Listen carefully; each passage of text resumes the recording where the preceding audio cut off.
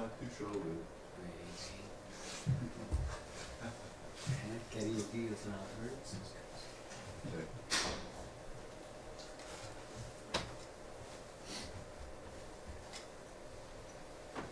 Tom Cruise.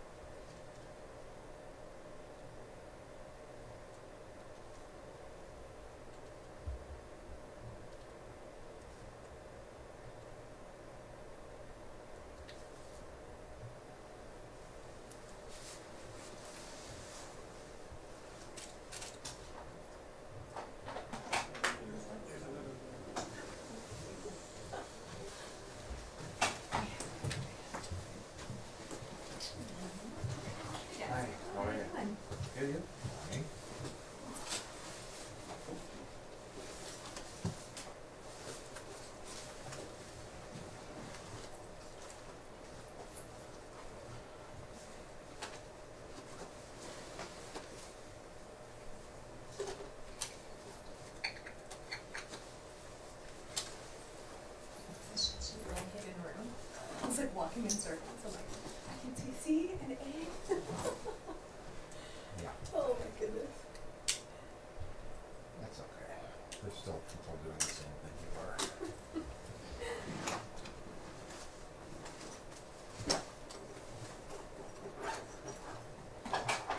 Did you find your hat? Actually, yes. Annie found it in the press gallery. It was like hidden in between seats. Nobody even saw it. She just saw it when she went to an announcement yesterday. It's amazing that she sat in the same place. It's great. Yeah.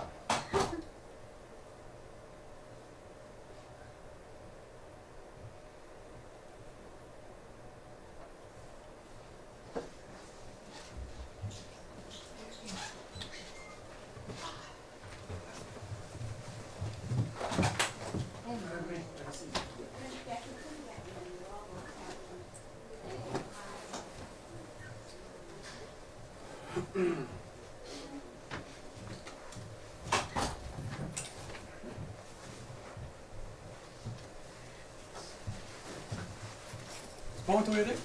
Oi.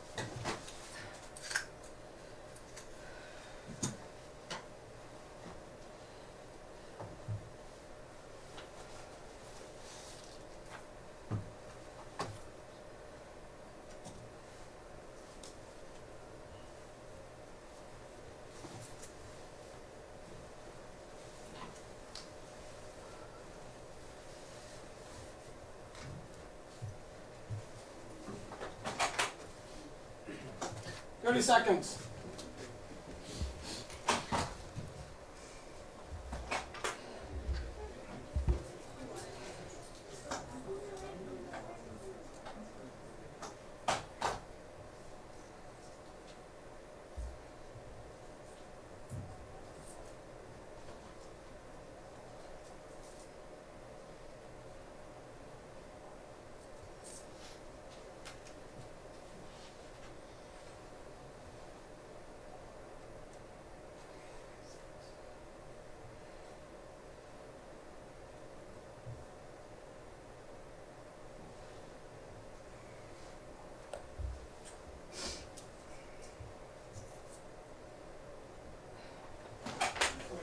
Heads up.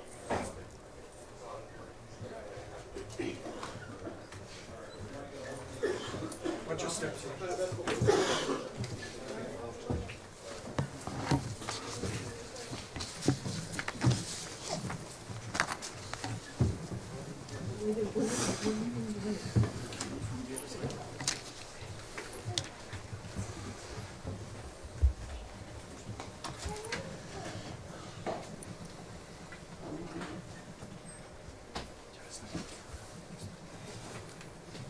Whenever you're ready, sir.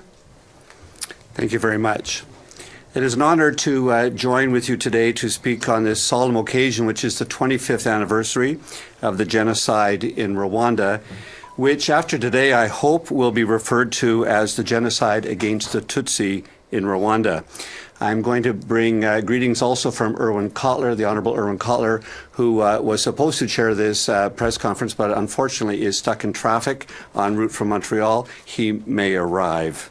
I want to recognize the tremendous support we have from the party for this commemoration, from all the parties who are gathered here with me today to acknowledge, to remember, and to honor the both those who were killed, the almost 1 million Rwandans who were killed in the genocide, as well as the tremendous courage and tenacity of the survivors who remain today as people who are witnesses giving testimony every day on healing and reconciliation.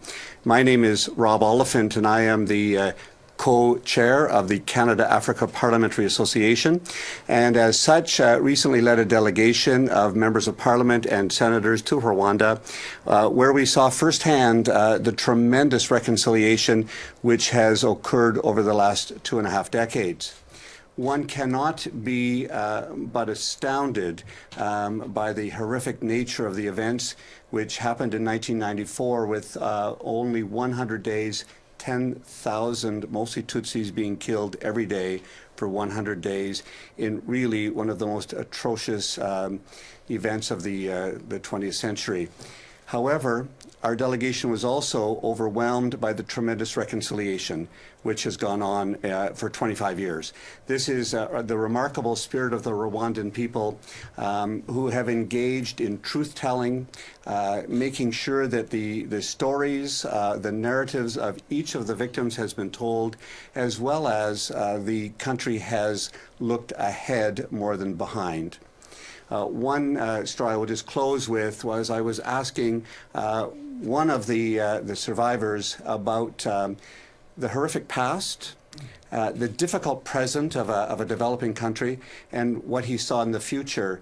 And he simply responded, "The hope inside us is greater than you can imagine."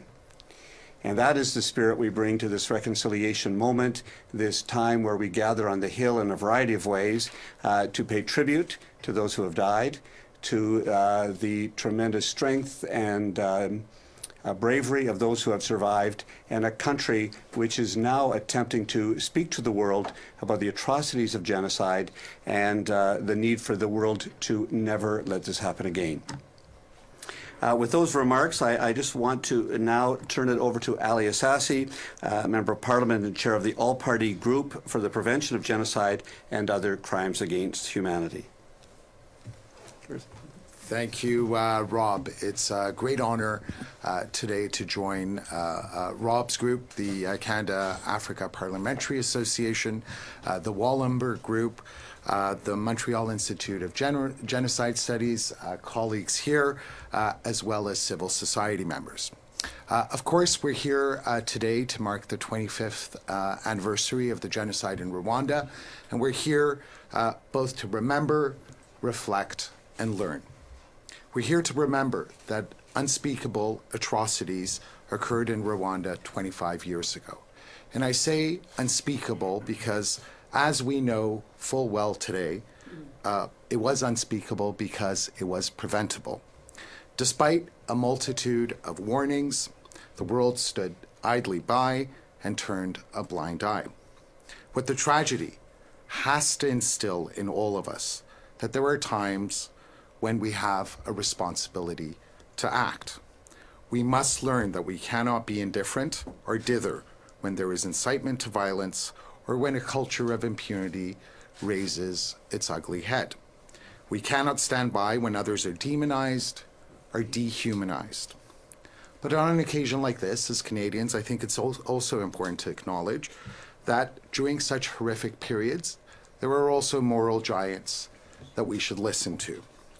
May we always heed the sage advice of those who speak with moral authority. Thank you. Well, thank you very much. My name is Garnet Jennis. I'm a vice chair of the all-party parliamentary group on the prevention of genocide, and it's a pleasure for me to be able to join my voice and the voice of our conservative caucus to the all-party strong support for marking this occasion, and in particular to express our support for the recognition of the victims as part of the way in which we acknowledge this day. April 7th is the International Day for Reflection on the 1994 Rwandan genocide against Tutsis, and it is 25 years today. Just a few personal reflections on this. This year I had an opportunity to host a panel discussion on the Hill on living faith in the midst of grave injustice, where we heard from survivors of atrocities and genocides about their personal reflections on how they deal with the problem of great evil in the world. I've heard that throughout Rwanda, many of the genocide memorial sites to this day are churches where many of the victims fled to find refuge, and unfortunately this meant that these were often sites of mass slaughter, and still today that you see this memorialization in many churches in Rwanda. You see bullet holes in the walls, clothes of victims, and skulls placed in these churches. This, I think, calls to mind other violence that we've seen more recently against places of worship. Shocking anti-Semitic attack at the synagogue in Pittsburgh, the terrible act of anti-Muslim terrorism in New Zealand, and the devastating attack against Christians at a church in the Philippines most recently as well. This I think, calls to mind as well how we often say never again, and yet we see violence targeting innocent people on the basis of their identity happening again and again and again. And it is incumbent on us as leaders from all backgrounds, from all parties, in all nations, to look for ways to do better, to actually deliver and give meaning to that promise of never again. So as we reflect on the prevention of genocide, on the 1994 genocide against Tutsis in particular, all of us reaffirm our commitment to immutable human dignity, to stand together and look for ways to do more to confront these events when they happen or when they look like they're about to happen. Thank you.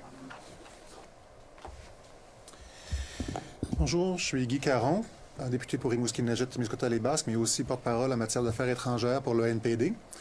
J'aimerais juste peut-être vous parler d'une expérience personnelle par rapport à cette tragédie, par rapport à ces atrocités. Ça a été lorsque j'ai travaillé dans un emploi précédent avec une survivante du génocide. Une femme remarquable. C'était vers 2005, donc à peu près 10-11 ans après le génocide. Elle y avait perdu son mari, elle y avait perdu des enfants. Et pourtant, elle a respiré la joie de vivre. Ce qui m'a toujours étonné, évidemment. Mais ça m'étonne moins lorsque je regarde également tout ce qui s'est passé. On célèbre, on commémore, en fait, le 25e anniversaire du génocide, oui, envers les Tutsis, mais on célèbre également une réconciliation, une remarquable réconciliation qui a lieu au sein d'un peuple, au sein de peuples là, qui ont été durement éprouvés. Et c'est vraiment ce que nous devons avoir en tête également. Oui, nous devons, comme Garnet l'a mentionné, ne jamais oublier, ne jamais, et espérer que ça ne se reproduise jamais. Mais d'un autre côté, il faut également voir qu'il peut y avoir de bon qui peut ressortir d'une tragédie comme celle-là. Et les efforts de réconciliation, comme nous l'avons vu en Afrique du Sud, comme nous l'avons vu au Rwanda, nous permettent d'espérer des jours meilleurs et nous permettent de s'assurer que l'humanité puisse apprendre de ses erreurs, mais également se pousser à s'améliorer et à progresser. Alors, en ce sens, je pense qu'on doit voir effectivement les atrocités qui ont été commises, mais également de voir l'espoir qui peut surgir de terres brûlées comme celle-ci après les gestes. Merci. Merci Guy, merci tous mes collègues de tous les partis, dont le Parlement du Canada. C'est pour moi un grand honneur d'être ici. Parmi mes collègues, nous sommes évidemment tous les partis, dont la Chambre de commune, et aussi je veux mentionner que nous sommes joignés avec par la présence de Senator Kim Pate. Kim Pate, of course, is a human rights champion and independent senator. All I wanted to say, because it's hard to add words to the searing memory of what happened 25 years ago. For me, I think for some of us of a certain age, it's a shock that it's already been 25 years. That the genocide against the Tutsis within Rwanda stays with us at a place of deep grief and horror because the brutality was so very personal. The machetes, neighbor against neighbor, left for everyone, I think, a deep sense of guilt for those who know that our countries stepped back, stood by, pride in the fact that a moral giant was a Canadian, retired Senator General Romeo Dallaire, who will be joining us later today, and a constant reminder that we must never do this again. And I don't have a lot of confidence that we will stand up and protect populations like the Tutsis. If we were warned again, what have we learned? Jamais oublié. We must make sure this never happens again. Thank you. Kim Pate, Senator. I want to start by thanking all of you here and all my colleagues, and also a special thanks to Erwin Kotler and the Raoul Wallenberg Centre for the incredible work they've done. And last night, as I sat with my octogenarian veteran father and listened to the words of former Senator, retired Senator and Lieutenant General Dallaire, I was struck by the impact this has on every single person in this country, and most particularly those of our members of the military. We're marking today the 25 years since the 3-month slaughter of more than 800,000 Tutsis in Rwanda, and there are many tributes, many memorials that are taking place around the globe. One of the things we need to also acknowledge is it was because of that we now have the International Court that came into being following the investigative and prosecutorial tribunals that were created to bring those responsible for genocide to justice. Leaders of nations whose communities were under threat of violence, mass displacement, and murder were served notice that they would be held accountable for their actions. But what has changed since that horrific tragedy in Rwanda? Entire communities of people continue to endure great suffering and death at the hands of their national government leaders. Over 15 years ago, hundreds of thousands of innocent civilians were the victims of government slaughter in Sudan. The Rohingya genocide in Myanmar has continued unchecked for nearly 2 decades. Colleagues, we must and we can do better, and we must remember, but we must also act. Thank you. I also want to recognize other colleagues who have joined us on the floor, and that's Boris Zhivnevsky, Michael Levitt, and Anita Vandevelde. Available now for any questions you might have. Wait. Yeah, hi, Mike Blanchfield, Canadian Press. Looking into Rwanda's future beyond the genocide, Paul Kagame regularly wins elections with over 90% of the popular votes, putting it conservatively. What do some of you think of that? I would express, first of all, the tremendous work that President Kagame has done as one of the initial people who stood up and challenged the genocide, and has continued to rule now for close to 25 years. Of course, we believe in parliamentary democracy. We believe in a robust opposition. And our recent delegation to Rwanda obviously saw that there was still tremendous support for him as president. That is a sovereign issue. They have that right as a country. However, my personal hope would be that they can foster differences of opinion and to engage. What we saw was civil society and a variety of groups and a press corps that was engaging very well. And my hope would be that as Rwanda heals and continues to reconcile, that there would be the development of a more robust opposition, which I always appreciate. Can I say? I hope it's not politically inconvenient, but in solidarity with the Green Party of Rwanda, I have to say that we've sent emergency funds over the years to Green Party leader Rwanda Frank Hergezabinga so that he can be protected from death threats. Sometimes he's had to leave the country. We have had members of the Green Party of Rwanda murdered, so it's hard to foster a robust opposition when the expression of opposition views it sometimes leads to death threats.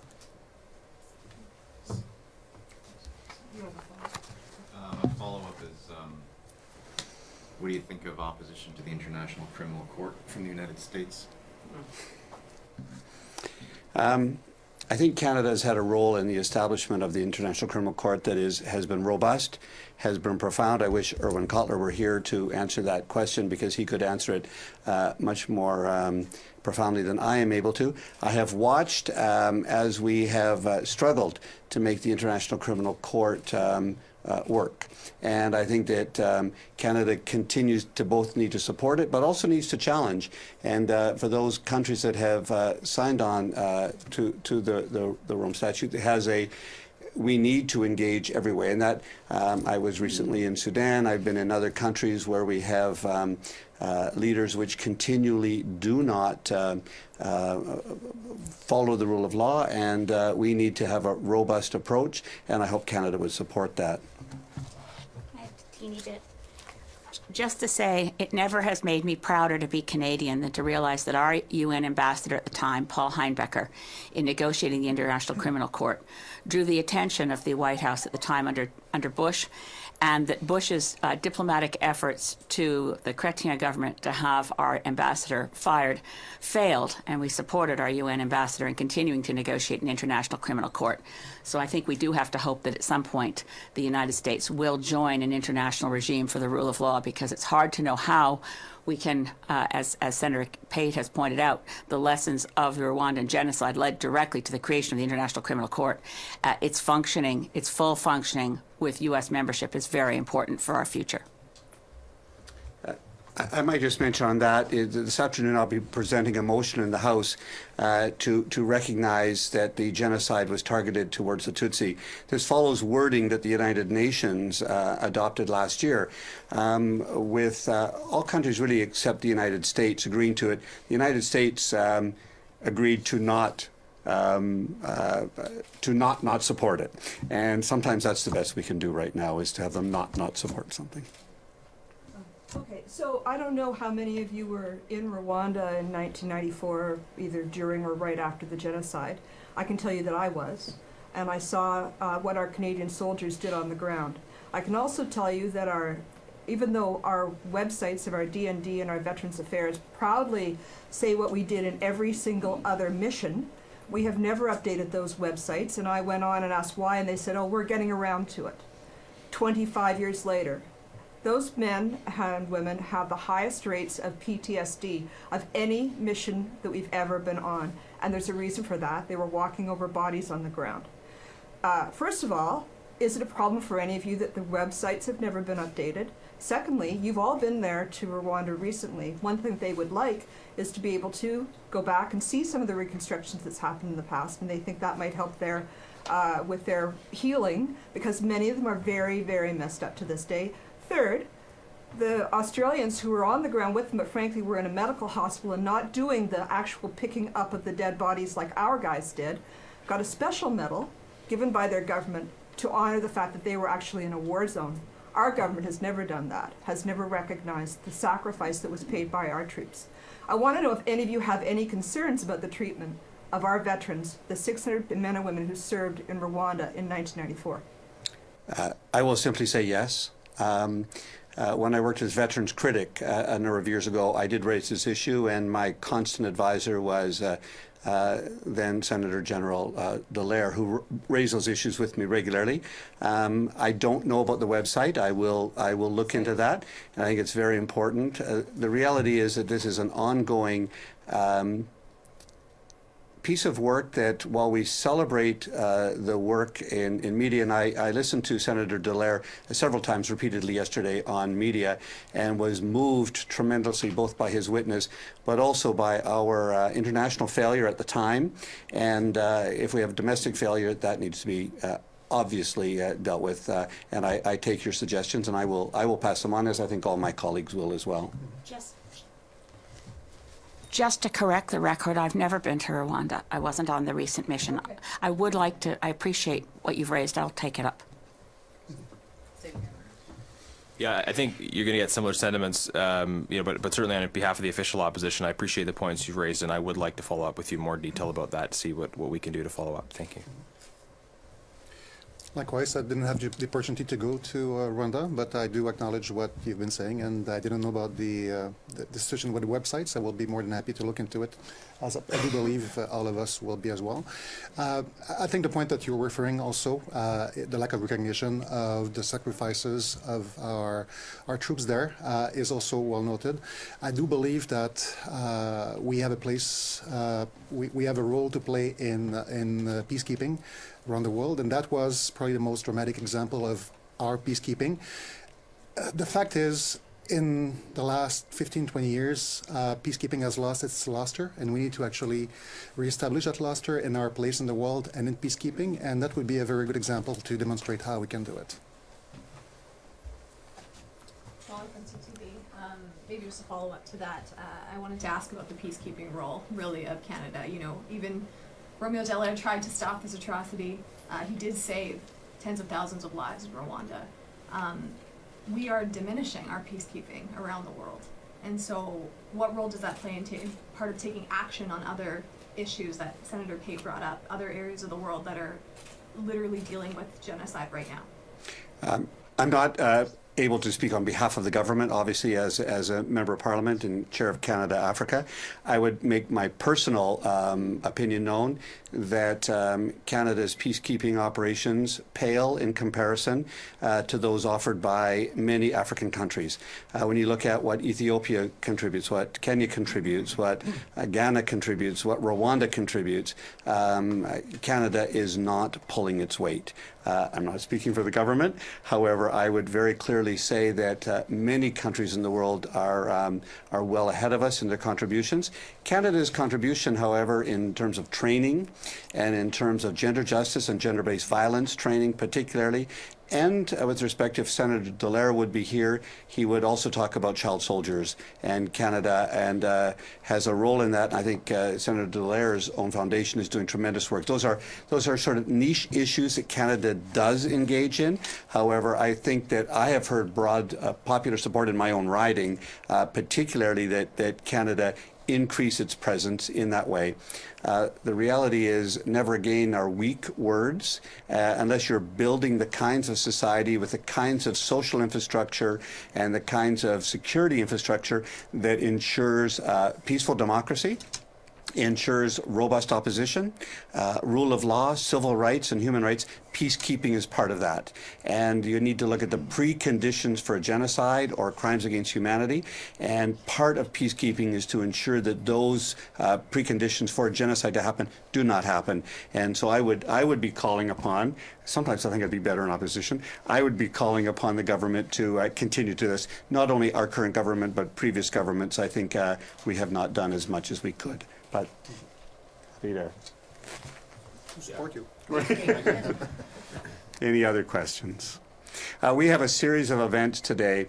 There will be meetings with survivors over a lunch to talk. Several of them will be in the House of Commons. At the end of question period, I'll present a unanimous consent motion with respect to the naming, because we learned in Rwanda that naming was critically important. And this afternoon at 4:30, there is also a roundtable discussion and a forum on what Canada should be doing in the world with respect to genocide, learning from what we learned in Rwanda and needing to do better.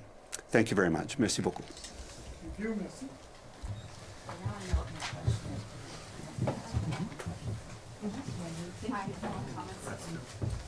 Thank you very much.